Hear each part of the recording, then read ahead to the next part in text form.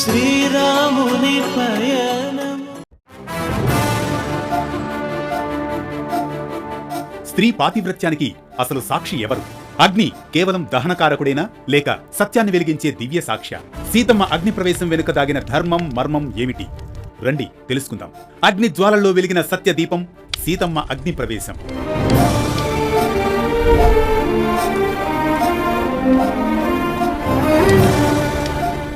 అనగనగా అది త్రేతాయుగంలోని రావణుడిపై శ్రీరాముడు విజయం సాధించిన సమయం. సీతమ్మకు తన విజయ సందేశాన్ని హనుమంతుని ద్వారా చేరుస్తాడు రాముడు. ఇది నిన్నటి వరకు జరిగిన భాగం. తదుపరి ఇక ముందుకు కొనసాగుదాం. హనుమంతుని రాకతో సీతమ్మకు సందేశం చేరిందని తెలుసుకున్న రాముడు తక్షణం విభీషణ, జానకికి మంగళ స్నానాలు చేయించి దివ్యాలంకరణలతో తీసుకురావాలి అనగానే విభీషణుడు రాముని ఆజ్ఞను అక్షరాలా పాటిస్తాడు. వెంటనే రాక్షస యోధుల రక్షణలో మేళతాళాలు, మంగళ వాయిద్యాల మధ్య లంక వీధుల గుండా రత్నాల పల్లకీ మీద సీతాదేవి రణభూమికి చేరుకుంటూ ఉంటుంది. దారిలో సీతమ్మను దర్శించాలనుకుంటున్న వానర భల్లూక వీరులను పక్కలకు నెడుతున్న విషయాన్ని గ్రహిస్తాడు రాముడు. అప్పుడంటాడు, కష్టాలలో, యుద్ధ సమయంలో, స్వయంవర వేళల్లో, శుభకార్యాలలో స్త్రీలను అందరూ చూడవచ్చు. వానర వీరులు అందరూ దర్శించుకునేందుకు వీలుగా సీతను పల్లకీ దిగి రమ్మని అంటాడు రాముడు. అందుకు విభీషణుడు రామాజ్ఞను పాటిస్తాడు. వెంటనే సీతమ్మ నడచి రాముణ్ణి చేరుకుంటుంది. ఆ క్షణంలో సీతమ్మ చంద్రబింబం వంటి కాంతితో మెరుస్తుంది. కాని గుండెల్లో మాత్రం ఎన్నో ఆవేదనల వర్షాలు. రామదర్శనంతో సీతమ్మ వదనం చంద్రకాంతి వలె కాంతివంతమవుతుంది. సీతాదేవి పల్లకీ నుండి దిగుతూ కళ్లల్లో కన్నీటి తడితో రాముని వైపు చూస్తుంది. ప్రభు, ఇన్నాళ్ల వియోగం, ఇన్నాళ్ల శోకం, మీ రూపాన్ని మళ్లీ దర్శించిన ఈ క్షణం నాకు పునర్జన్మే ప్రభు. ఆమె అడుగులు వణికాయి. రాముడు తన మనసులో లోపల ఉప్పొంగుతున్న ఆనందాన్ని కప్పి గంభీర స్వరంతో, సీత, నువ్వు చేసిన త్యాగం, నీ సహనం, నీ ధైర్యం నాకు తెలుసు. కానీ విను సీత, ఈ యుద్ధం నా కోసం కాదు సీత, ఇది లోకక్షేమం కోసం జరిగిన యుద్ధం. రావణుని సంహరించడం వలన సత్యం నిలబడింది, ధర్మం స్థాపితమైంది. అయితే లోకం ప్రశ్నిస్తుంది, రావణుని ఆస్థానంలో బంధించబడినందున నీ పవిత్రత లోకమునకు స్పష్టం కావాలి సీత. ఏమిటి ప్రభు? అవును సీత. ప్రభు, ఏమిటి ప్రభు మీరంటున్నది? నా పవిత్రతను లోకానికి సాక్షిగా చూపమంటారా? అవును సీత. అప్పుడే లోకము నీ పట్ల, నా పట్ల అనుమానరహితమవుతుంది సీత.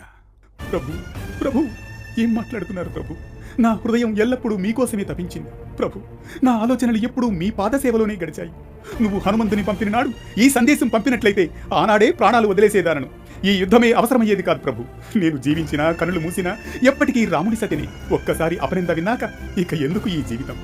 అలా సీతమ్మ తన కళ్లల్లో కన్నీటి ముత్యాలతో, సరే ప్రభు, నా గుండె ఎల్లప్పుడూ మీకే అర్పితమై ఉంది. నా పవిత్రతకు అగ్నిదేవుడే సాక్షి. అందుకే నేను ఇప్పుడే అగ్నిలో ప్రవేశిస్తాను. కన్నీరు మున్నీరుగా విలపిస్తూనే సీతమ్మ లక్ష్మణుని వైపు తిరిగి, సౌమిత్రి, వెంటనే చితిని పేర్చు. ఈ మిథ్యాపవాదంతో నేనిక జీవించలేను. అగ్ని ప్రవేశమే నాకు శరణ్యం అనగానే అన్నయ్య రాముని అనుమతితో చితిని పేర్చి నిలబడతాడు లక్ష్మణుడు.